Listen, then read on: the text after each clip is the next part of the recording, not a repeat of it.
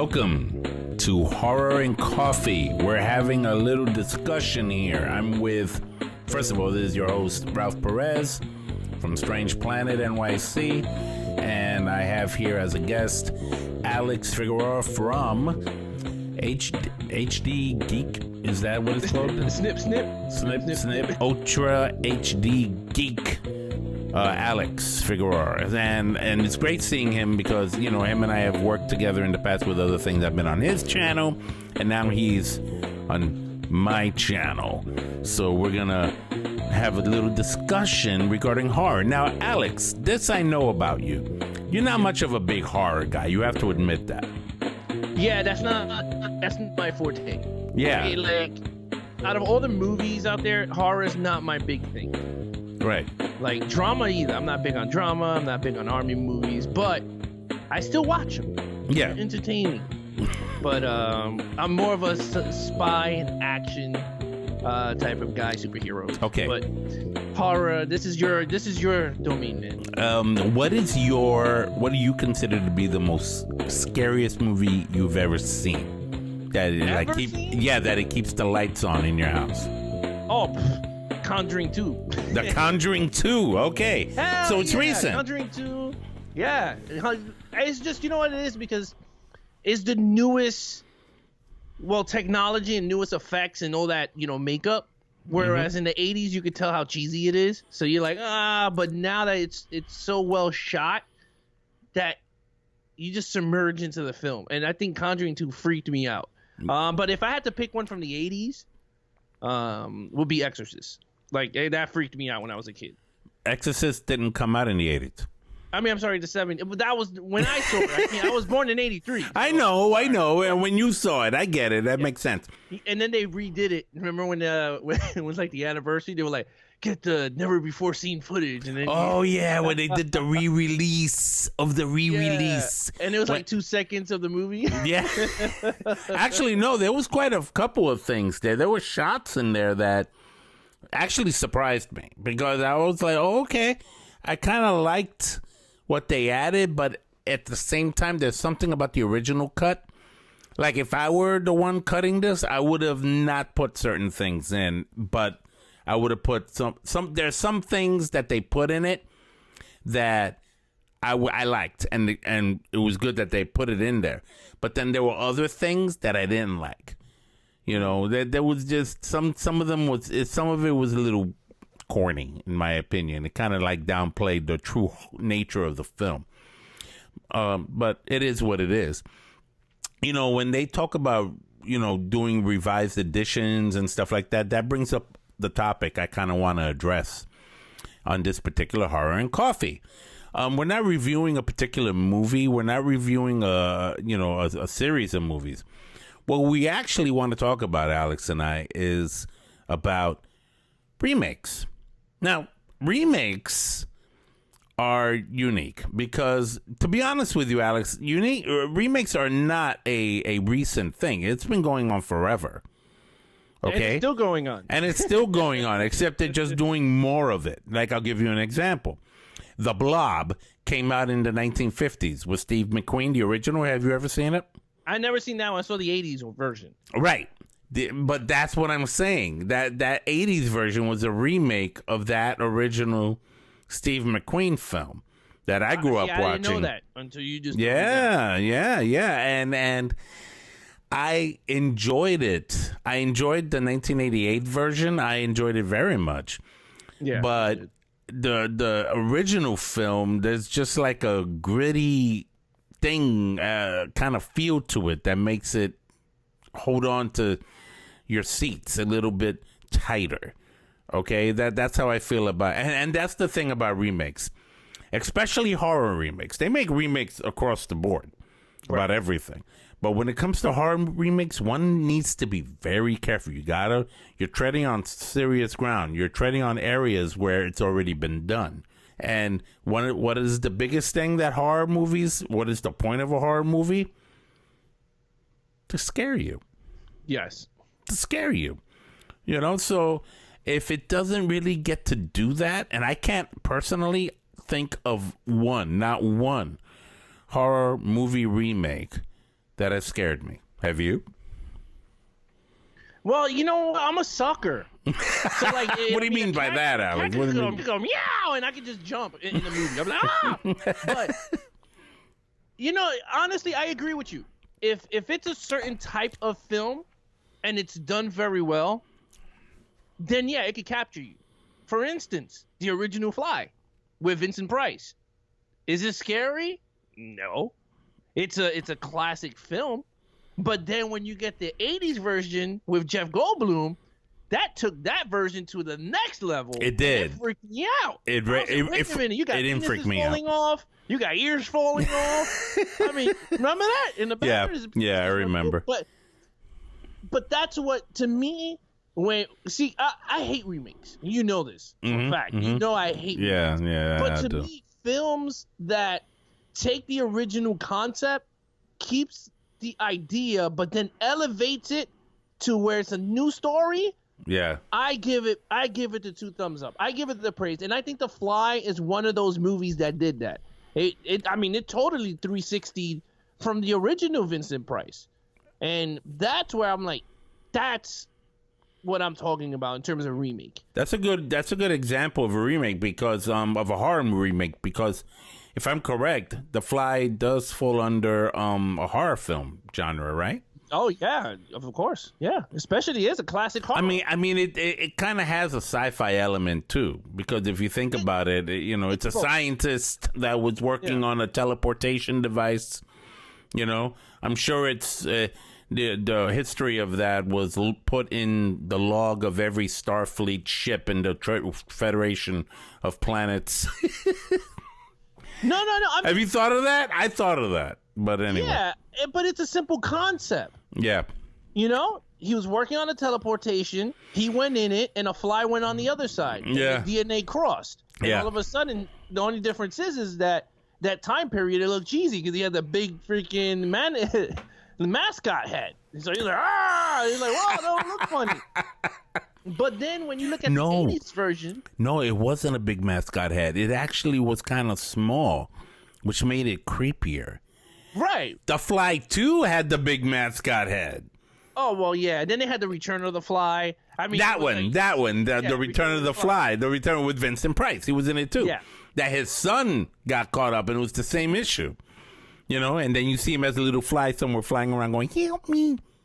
Well, no, that was the ending of the first one. No, but it's in the Return of the Fly also. Oh, well, and then if you look at the original Fly, but if you look at the Jeff Goldblum Fly, did the same thing. He was working on something, and then the fly went in. He got sick, but then the problem is that now they took that concept and switched it to horror. They spliced the DNA to the point that they got integrated in a different way, that the fly kind of like grew out of him.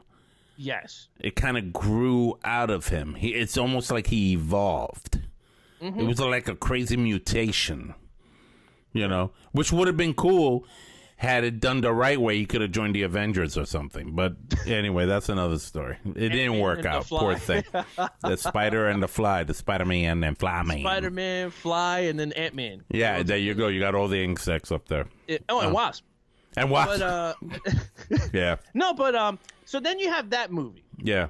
Right? So you got, all right, that's a perfect example of a movie that they switched it. Then comes the 2006 or 4 or around there, Dawn of the Dead. They remade Dawn of the Dead, George Romero. Can I talk about that one real quick? The Dawn of the Dead. I'll let you talk about it. Go ahead. There's something about Dawn of the Dead, George A. Romero's Dawn of the Dead. To this day, even though they made that remake in, what year was that? 2009 or something like that? No, 2004 it came out. Yeah, I think it was 2004. Yeah, 2004. No, I'll tell you right now. Dawn of the Dead. What's great? What's great about it is that it, to this day, at horror conventions and in special screenings, they will play not the remake, but the original 1979 film. There's something about it. Okay, there's a grain to it. It's amazing. And then you know who did the makeup for that, right? Tom Savini. Tom Savini did the makeup for Dawn of the Dead, the original Dawn of the Dead. Now, what I didn't like about it was the concept of the running zombies.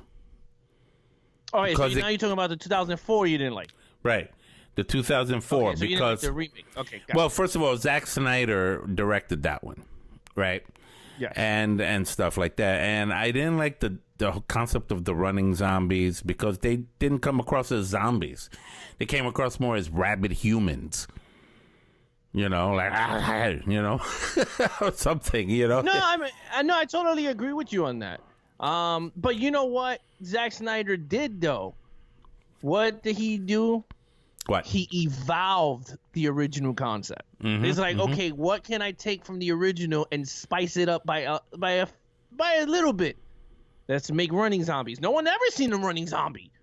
What? Come on, Careful with that. Careful with that. Yeah, but I'm talking full blown marathon running. Like, I mean, that scares the crap out of people. Like, if you see someone dead, they're coming towards. You all of a sudden see dudes like this. Look at, come on. I understand what you mean. Like the other movies that you know you see 28 Days Later, which came out before Dawn of the Dead remake. Yeah, but those were not zombies. That was like a different species. They were rabid. Yeah, and it reminded me of that. Yeah, I mean, it did, but what Zack Snyder did was he took George A. Romero's work. Yeah. And to me, he made it a remake. Like, it didn't feel like you're watching the original. Right. Like, you're going, oh, okay, this is scene by scene. I already know he's going to the projects and they're going to kill everyone in the basement. You know what I mean? Like, you understand what I mean? Like you're not sitting there going, oh, okay, this is where we're going to go from here. You didn't, because it felt like a brand new movie, but with the same concept of the original. And I like that. Now there's other remakes that we're going to go down the line. Oh, yeah. That just copied the same crap, and you're just sitting there going, this is a waste of film. That's true. That's really true. I have to admit, you know, like, look, I'm not saying I didn't like the remake. I actually did. I have a copy of it here. I do. Yeah, but, I do. Yeah, I have the... But, you know, there's just something about that original film that makes it so stripped down and so creepy. Okay, the whole concept of them staying in the shopping mall and trying to live a life for themselves in there was really at the time a very unique concept. And this was when shopping malls were starting to become a big thing here. I'm talking about the you know, the advent of the shopping mall. It's around that time in the late 70s. Now they're everywhere. It doesn't even matter. So that's something to think about. Just something to think about. No, I mean, it's a very good. You like it? It's a good concept. You like the remake? I love both. Okay, because cool. Again, I like movies that take the concept and they take it and make it their own, but it still felt like the original. Okay. Not to that you're saying it word for word with the actor, but you're going, oh, okay, now I can distinguish between the original and go, oh, that's an Easter egg from the original. You know what I mean? Like stuff like that's what I like. Not when you're watching a movie and you go, oh, here we go. This is what happened in the original, man. I already know what's gonna happen, and you wasted $20 of watching the same thing just retold. It's like, I don't like that. You know what movie was like that, and I knew everything that was gonna happen, but I still enjoyed it. The Omen. The Omen. Okay, I never seen that one. 2000. Did you see the original? No. So you haven't seen what? Yeah, I'm telling you, I'm not big on horror movies. So I'm like, what's wrong with you? Yeah. Oh my God, Alex, you got to watch the original. I know you love the Omen. Oh my goodness! For those daggers. Yes. Was it the daggers? I'm still trying to find them.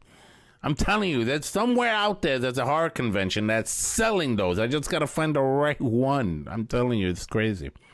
One day when I get them, right here, man, right here, you're gonna see them. Right here. No, the Omen. Look, the Omen is it's first of all, it came out in 1976, the original, right? With Gregory Peck, Lee Remick, and a young Harvey Stevens who played Damien Thorne, little 5-year-old Damien Thorne. Now, having said that, that movie came out during a time when there was a flurry of satanic films, right? Like, just 3 years before that, The Exorcist was released. Okay, a few years before that, Rosemary's Baby was released. So there's a lot there. Okay, and so there was a constant theme there. But The Omen still ended up not just it didn't become just one of those films. It became its own franchise.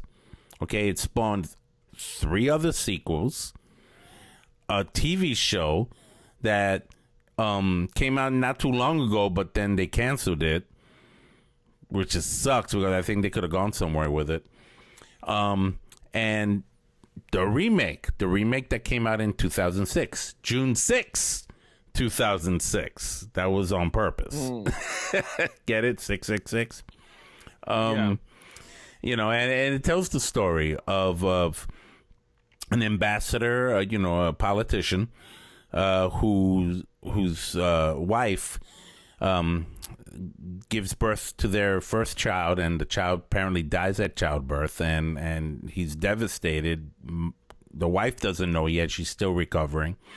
And at this hospital in Rome, where all this is happening, the priest tells him, "Hey, look, there's another baby that was born at the same time that the mother died too, and there are no other relatives. Why don't you just take that baby and make her believe it's her own, so she won't fall apart?"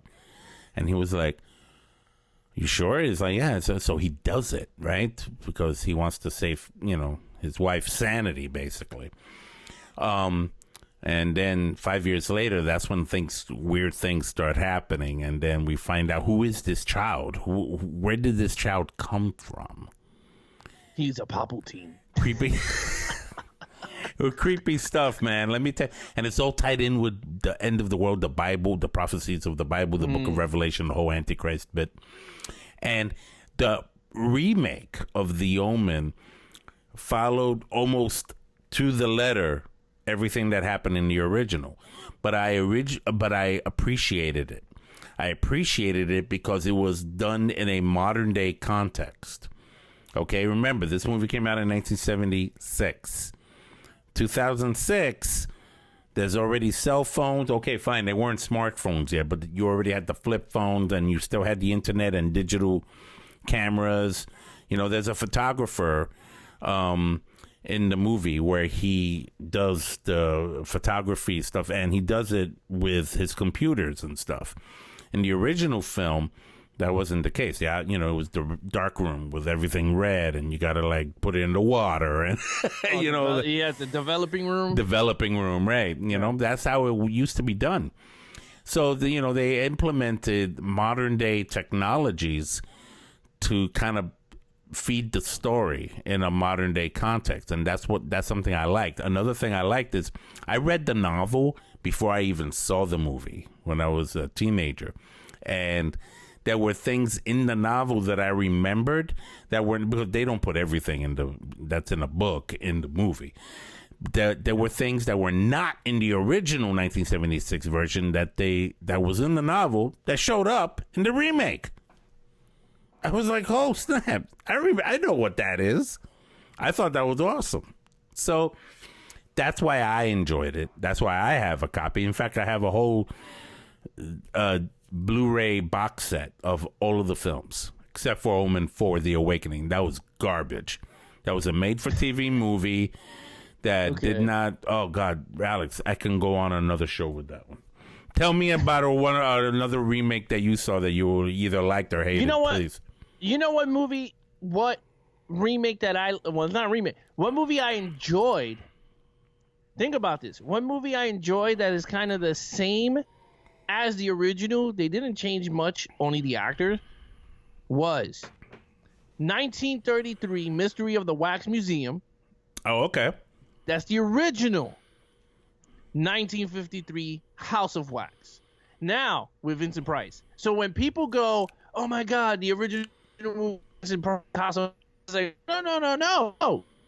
1933, Mystery of the Wax Museum is the original House of Wax from the 1953. So because when you watch the 1933 version, it's the same exact movie from the Vincent Price. The only thing different is Vincent Price playing the main dude. And I went, this has to be, well, one, I enjoy Vincent Price movies. Two, I love House of Wax. But it was so, for me, it was entertaining to see it filmed from the time period of the 30s. Yeah. And then seeing it in the 50s, because you can see a lot of the changes they did in characters and set pieces. And I was like, okay, you can see a little bit of the changes. But it was technically identical. Like, I could have said it word by word. But then they came out with 2006 version, 5 version, House of Wax with Paris Hilton. Oh my God, that was porqueria, my friend. It is garbage. Well, Paris Hilton kind of like sums it up, doesn't it? It is horrible. They rewrote the whole story. The whole story of the House of Wax. And I said, this is garbage. So you went running back to the Vincent Price film. I went running back to the original. And it's sad because a lot of movies, you sit back and you do that. You go, man, after you finish this, you go, oh, I'm going back to the original. Yeah. And let me wipe out that crap that I just wasted 2 hours. Clean the soul. You gotta clean the soul. Clean the soul. But let's look at other movies. I'm gonna name other movies. I have a whole list of heroes. Oh yeah, please. Go ahead. All right, here we go. Friday the 13th. Oh. 2009. Yes. I enjoyed it. You liked it? Did you enjoy it? I enjoyed it. I liked it. I loved it. You know what I liked about it? I liked how they called back to the first 3 films. Okay? Yes. Because you see everything that happened in those 3 in part 1, 2, and 3, you saw pretty much in the first half of this movie. It was like you see Mama Voorhees getting killed, and because she was the killer. And then you see Jason show up with the mask, with the bag over his head with the one eye, and then you see finally the hockey mask. You see all those elements, those callbacks to those 3 different films revisit in this remake. I appreciated that very much. I really did. I liked that, and I liked how he travels. He went underground, and everything that they ran, it did bells, so he knew where the hell they were. Yes, all times. I think that was the original concept. Yeah, he's smart. Clever. This is a smart Jason Voorhees. He's not an idiot. Yeah. He's not. They talked about him having a disability. That didn't look like somebody like had a disability. He looked like he could have gone to college. Yeah, Asperger's. Yeah. No, but here, you know what? Here's the other thing, though. This is one thing that bothered me. This one thing that bothered me about the remake was that he kidnapped. He didn't kill the girl that was the last survivor of that camp in the beginning. He kept her in a part of that underground thing because she reminded him of his mother. And in my brain, I'm going, wait a minute. That's not Jason Voorhees. That's not what he does. He doesn't kidnap. Yeah, but didn't he do that? He did that in the movie, though. When? In the original? Yeah. Where? In the original, he took a girl and he put her into the thing, and she made her put the remember in part 1 or part 2? Which one? That she took the stupid head. Oh, the mom's head that she put on her sweater. Mom's head, and she put it in front of Jason. So they don't. She didn't put it in front of Jason. It was behind her. He saw the head. This is what I know what you're talking about. You're talking about the end of part 2. Friday the 13th, part 2. When he kidnapped her. No, he didn't. They chased. They ran running. She ran into the. That's right. Yes. She ran into the cabin. And when he was coming in, she put on the old mommy sweater and made him think that it was mommy for a minute. Yeah. Mommy's talking to you. Put down the knife, Jason. Right. So no, he doesn't kidnap. He kills. He just kills for kill's sake, and that's it. He moves on. Like, he's not kidnapping. He's like, he's not going to be able. How is he going to feed her? Go to the bodega and get food? No killing. No, I mean, no killing, no Yeah. kidnapping. You're supposed to. Come on. So that's what I think. That's the only gripe I have with it. Otherwise, good remake, I have to say. Yeah, it was decent. Yeah. The next one, Nightmare on Elm Street. Yeah. 2010. 2010. Okay. Freddy Krueger played by Jackie Earle Haley. Big shoes to fill from Robert Englund. And let me tell you, I think he did well as Freddy Krueger. I did not like the movie. I don't have a copy of it here. I don't have it either. Yeah, because I didn't like it. I thought it was, first of all, it was more, it didn't have Robert Englund's flair. It didn't. Yeah, people are gonna compare. Of course, it's a remake. Of course, you're gonna compare. What do you expect was gonna happen, right? So you get that, and you kind of like, and it was dark, man. It was like it played around with dark themes like pedophilia and stuff. Like, oh, he molested these kids. I'm like, wait a minute. But he just killed him. Now you're talking about molestation here. This is like I the think different level. One of the Freddy movies talked about that. Really? That's how he died. Yeah, that's pretty much what happened.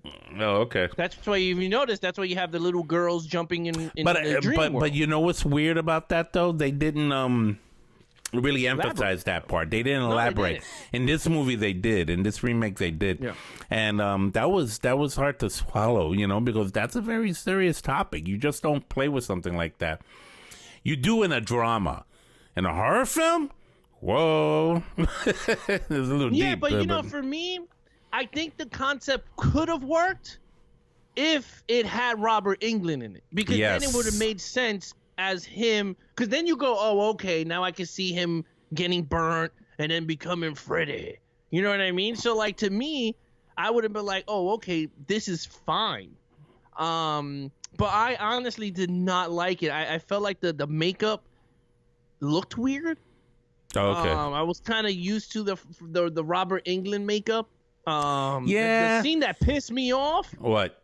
Pissed me off. What? Is when he was when he ran into the wherever the hell they burned him in. I think it was like in a warehouse or something. Yeah. Right, Yeah. and he started throwing all the fire. He already had the sweater on. Yeah. The sweater started to become. Well, you saw that in the. Like, I remember. he's a superhero. I remember they showed that in the preview before the movie was released. They showed that part. Funny enough. Yeah, not good. Not a good. Nah. No, it wasn't. I wasn't impressed. It was forgetful, to be honest with you. You know. All right, give me something else, Alex. Give me something else. This was pretty good. Predators. That's not a remake. This is the one with Adrian Brody. Yeah. Predator was the first one with Arnold. Predator 2 was with Danny Glover. Yeah, and then but Predators with Adrian Brody is a remake. It's not a remake. It's a remake. It's not a remake. It's a remake. No. Because they take the humans and they go to a different planet. They're not on Earth. Yeah, but I think if I'm correct, in that particular movie, they did mention and you can feel free to let's research it. Let's find out. Maybe I'm wrong. But one thing I remember in that movie, if I'm correct, was this. Somebody brought up that the predator had that species had visited Earth during this time, and that this couple of people survived it in South America. Like, I remember them bringing that up, implying that it's a sequel movies, of sorts. They always bring up, in all the Predators, they always bring up Arnold Schwarzenegger's character. They always bring it up. Even the new then one how can it be a remake? Huh? Because it's Predators. So what? It's technically rebooting the franchise. It's like technically they're not continuation of the story, but it's no, it's not it wouldn't be a continuation. Like it would be more of a, it is a sequel of sorts, Alex. It's not like a sequel that is addressing, like, you're not going to see Arnold again particularly, but I don't believe if it was a remake, I have to disagree with you there. We can find out, though. We can research it at another time. And woo, Oh no, I'm woo. on I'm on Internet Movie Database. Oh, okay. And I put horror movie remakes, and that one is number 6. And that's a remake. I'm gonna watch that movie again because I really want to. I've only seen it once, to be fair. So maybe I need to pay attention to warriors parachuted into an unfamiliar jungle and are hunted by the members of an alien race. That I know, but I think somewhere in there, I think Lawrence Fishburne. I remember Lawrence Fishburne was already there. He was like stranded there or something, and he lived there for a long time, and he came across them. Yeah. And he tried to help them or something, but I don't know. The next one is When a Stranger Calls. You know what's funny about When a Stranger Calls? I remember seeing bits of the original, which is quite old, if I'm correct. I mean, not old, but you know, it's back there. But I did go to the movies to see this version, When a Stranger Calls, and I liked it. I don't have a copy of it, but I liked it. This is a good one. This is one of the godfathers of horror. What? Texas Chainsaw 2003. Oh. That was a piece of crap. You didn't like it? Oh, hell no. That movie is the reason why I started to dislike remakes. Because Jessica Biel outran him, gets in the car, she breaks out, and all of a sudden he's in the backseat with a whole chainsaw and turns it on and kills it. I said, No.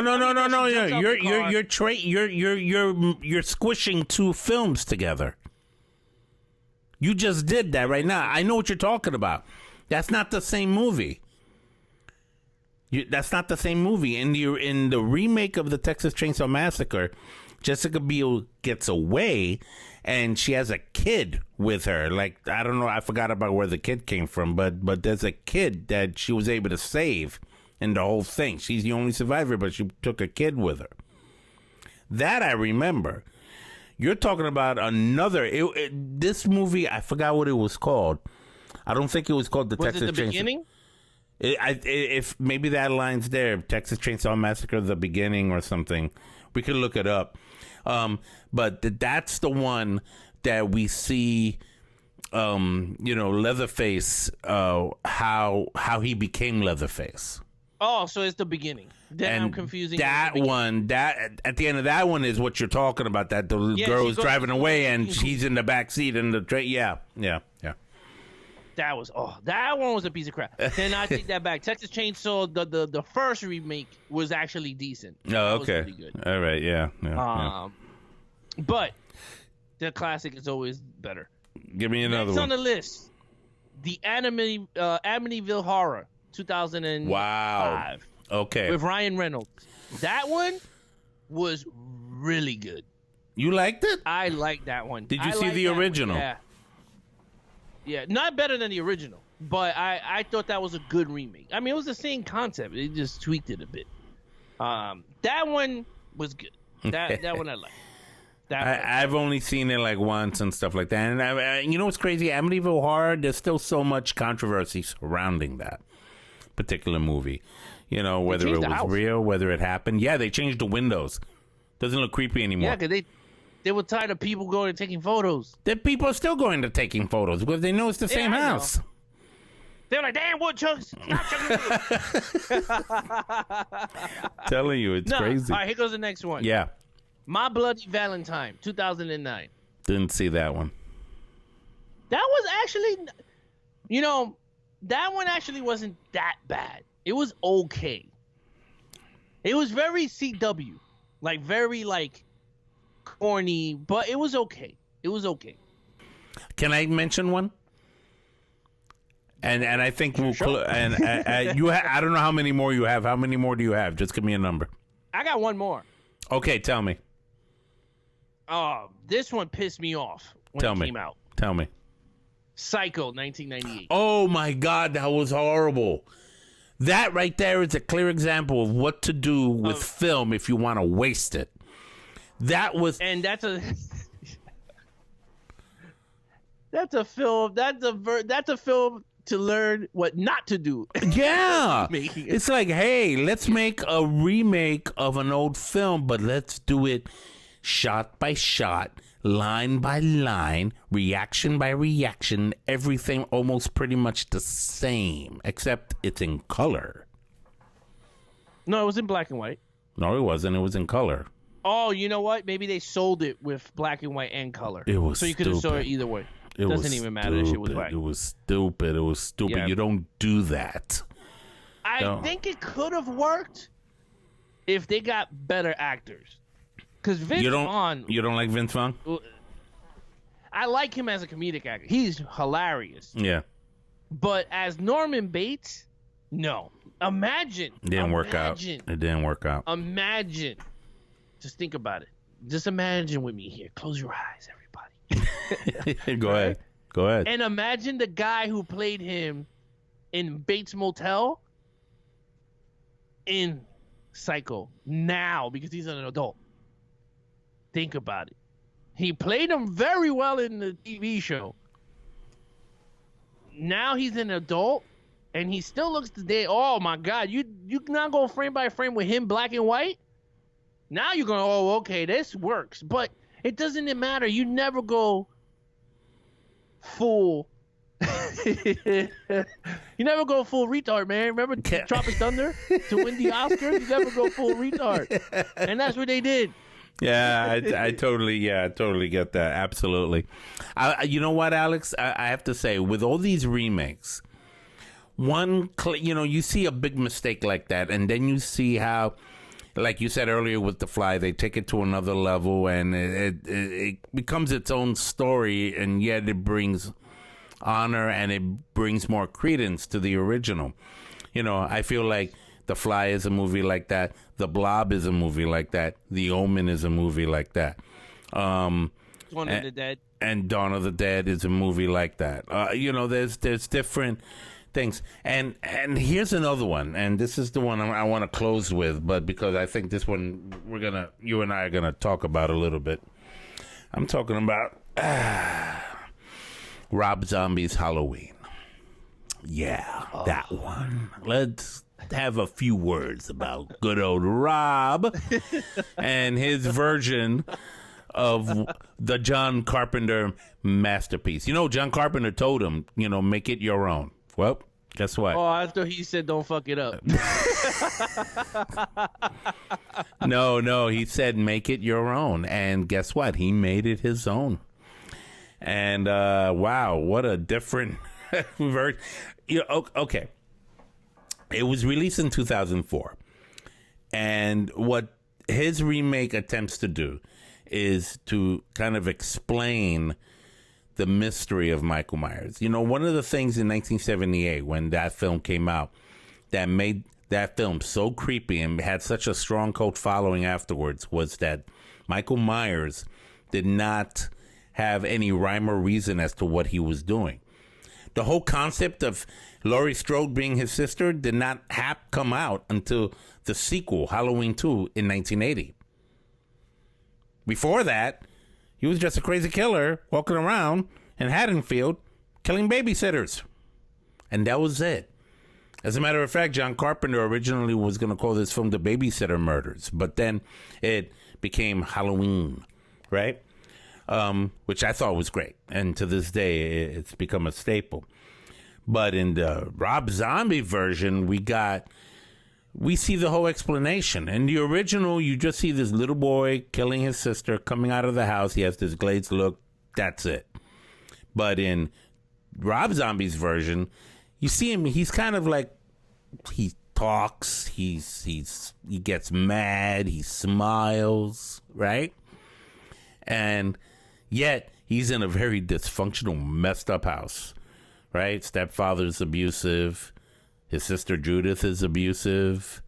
And you see baby Laurie Strode. You see the baby there. So the whole concept of the sister is already there. It's already laid out there, right? And he was nice to her. And he was nice to her because that was the baby, right? And then there was all the, oh, God. And I'm like, oh, man, I would have gone crazy, too, with a family like that. But what this ends up happening is that his mind, first of all, the kid was already playing, like, killing little animals. And that's something that's a staple. People always say that, oh, he was serial killers. They start off by killing animals. And he was killing animals initially. Okay? And then he killed the school bully. Then on Halloween night, he killed his stepdad. Then he killed Judith's boyfriend. Then he killed Judith. And then that's when mom comes and finds everything, and the cops come, and it's just, whatever. And you see Dr. Loomis played very well by Malcolm McDowell, by the way. He tries to reach Michael Myers, but eventually gives up, realizing that, just like in the original movie, that what was living behind that boy's eyes was purely and simply evil, right? Remember that from Donald Pleasance back in the day? Evil, irredeemable, evil unexplained, right? And that right there is what makes the enigma of Michael Myers so iconic. It's a great thing, and it made Myers, and in Rob Zombie's version, it made him more human, but he's not really the icon we knew. He just isn't. In this one, he's more like one of us as opposed to not one of us. And so the familiarity there, of him being kind of like a person that just had it bad, as opposed to just evil personified. I think that was the biggest major break from the original movie to this remake. That's the way I feel about it. The way I feel with that movie was, I felt like Rob Zombie had some good ideas. He had some good ideas. Like, I give him that. He has some good original ideas. But the thing is like his script didn't work. What do you mean? Because I felt like the first half of the movie was good until he got out the hospital, and that's when the movie tanked. Because I was like, honestly, if you really think about it, for any fan of whatever franchise, you're intrigued to see how he became what. That's pretty much why you're going to see the movie. How did Michael Myers become Michael Myers? So the first half of first 10 minutes, I think the first 10 minutes or 20 minutes, that's what you're getting. You're getting the backstory. So you're like, wow, this is pretty good. You're sitting there and you're going, this is pretty cool. It's developing very well. All of a sudden, they show him in the mental institution. My man is like 500 pounds of just straight. Looks like a pro wrestler muscle. There, right? Yeah, he's like. They have a gym there. You didn't know? It's okay. It's okay. It's okay for them to handle weights. Like he would take one of the weights and bing, kill his friend. I don't know. Yeah, it just makes no sense. So I was like, okay. But then it just fell apart for me, because then it's like, okay, now it just became a generic. You know why it fell apart for you, I think? Movie. May I make a suggestion? Because in the second half, after he escaped, it became John Carpenter's Halloween. Yeah, it followed that formula. It jumped right back to that, what we're familiar with. Because up until that point, we weren't familiar with everything that happened before that, because we never saw that in the original film. Yeah, it was new. Yeah. It was just a brand new story. Yeah. So I think that's what you're talking about. I think that might be it. Yeah, it could be it. Because that's where I got to say the 2018 version, the one that came out with Danny Gordon Green, the Halloween that came out, that made it different, but felt like Halloween, but still felt different. It was a sequel, but okay. Almost the whole movie was, It was a sequel. Yeah, but it's like the Terminator Dark Fate. They say, oh, it's a sequel, but it's a reboot. It's pretty much a reboot. I mean, it's you understand what I mean? Yeah. Like, I know a lot of people say, oh, but it's not a sequel because they're trying to reboot the franchise so it could give you more movies. That's pretty much I see what you mean by okay. Like, think about it. If it was technically a real sequel to the Halloween, they would have ended it on the one. No, they did not. They whipped out 2 extra films to film back to back. So you're getting 3 extra movies. Oh, you're talking about Halloween Kills and Halloween and Ends. came back again or whatever. Yeah. And then they're gonna make another one called Halloween Starts Over Again. Yeah, and then like, give me your money. That's the following sequel. Halloween, give me your money. Yeah, you know, if you didn't like that, but in reality, the Halloween Rob Zombie has some good elements. I just felt like it could have been a rush project, or could have been Studio Mendeling going, we need more, you know, Halloween style of killing or whatever. Because, I mean, if you're going to do an original, I mean, you could do so many storylines with that. You could have had a modern take of Dr. Loomis's, a different style of Dr. Loomis. Yeah. A different way. I actually liked Malcolm McDowell's version of Dr. Loomis. I kind of liked it. He's good, but you could have did like a different version of the character. Mm-hmm. You could have made him working as some type of a special unit in a police station or something like that, where he's like Tommy Lee Jones, like the fugitive. Remember how he's yeah. Something like that. That he's basically, he hunts down serial killers, and now you have good versus. Oh, that he specializes in it. You're talking about. I see what you're saying. Just like Dr. Loomis. Dr. Loomis specialized in psychology, right? You're right. He was a psychologist. Yeah. Well, you do the same thing, but now he's a psychologist slash a criminal freaking hunter or whatever, like a fugitive hunter. Yeah. So now with this Michael Myers, you could have did, okay, he escapes from the mental institution. But now you call on this new character that he reads all the Dr. Loomis's files, and he goes, "Oh, this guy is in the world," and that's pretty cool because then you can have like a room with all these like Halloween Easter eggs, pictures of the 1977 and all this crap, or whatever you want to do. Yeah. So anyway, I'm just saying that's just an idea me throwing out there just for the hell of it. How you could make it modern and still fun, because that's something I would have saw. Yeah. Him on the run, killing mad people, while you have new characters, introduce new characters, and then lo and behold, he finds Laurie Strode, and like, he's the one who's going after her for some apparent reason why. But anyway, all right, well, that's good. Yeah. So anyway, the whole spiel. Rob Zombie's version sucks. In fact, it was even worse. That would do it. It was even worse. And as we close out, I just want to say, remakes, even though I have a personal issue with remakes, I still get intrigued by them. Because when I go to a movie theater to see a remake, it's to kind of like, I purposely want to compare it to the original. Especially if it's to the original of a film I really liked. Okay? Yes. I really liked, then like the Omen. Like I went, I said, okay, let me see what they did to this. I came out pleasantly pleased. Other people say, well, it sucked, it's stupid. But okay, that's cool, that's fine. I liked it.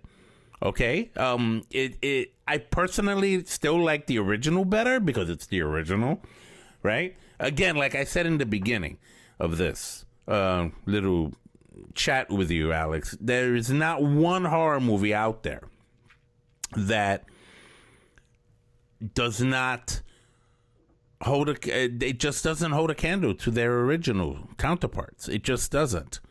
All right, here's one honorable mention. And I know you saw this movie because you're a big fan of this. Evil Dead. Remember that? Yeah. What did you think about that real quick? I really want to know. I was not into it. Oh, okay. I felt like it was like the original, but like I felt like they spiced 1 and 2 together. They did. Because it got me annoyed because I was just like, I don't mind if the chick was gonna be Ash. Okay. Like I didn't mind it. Yeah. Because then it would have made sense because she could become Ashley. Because that's like that's what they call it. Is that what her name was in the movie? Funny. But Ash's name, they used to call him Ashley Williams. Oh, okay. But I'm just saying that anyway, my thing was, I was like, why are they putting 2 movies into one? Like that's the thing that always annoyed me, because then a lot of fans that are huge Evil Dead fans are gonna be like, whoa, like Like, then for that, open up a time portal and go into medieval times. Like, this is might as well just continue going. Yeah, when she ripped her arm under the car, yeah, I said, no way. No. See, the chainsaw, I'll give it. It's kind of believable. It's like, all right, it was possessed. Okay. She got possessed. Her hand gets stuck under the thing. I don't know if she cuts it off with the chainsaw, but I think she ripped it out of the car. Oh, okay. Because I think she was ripping it, and I was like, oh, my God, that don't hurt? Like, no one would do that. You know how much pain you're going to be ripping your freaking flesh and bone off? I wouldn't.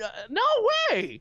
I would have been like, no, it hurts. But anyway, look, I didn't like that one. Okay. One remake, just like your Omen, Yeah. that I'm looking forward to, What? coming out this year, What? is Ghostbusters Afterlife. That's not a Coming horror out- movie. Yeah, but it's sci-fi We're not talking horror. about. No, I'm kidding. Sci-fi horror. That's not a remake. It is a remake. It's a sequel. Even in the preview, they said, look what happened in the 80s. And they're looking at Bill Murray and Dan Aykroyd in the TV from the 80s.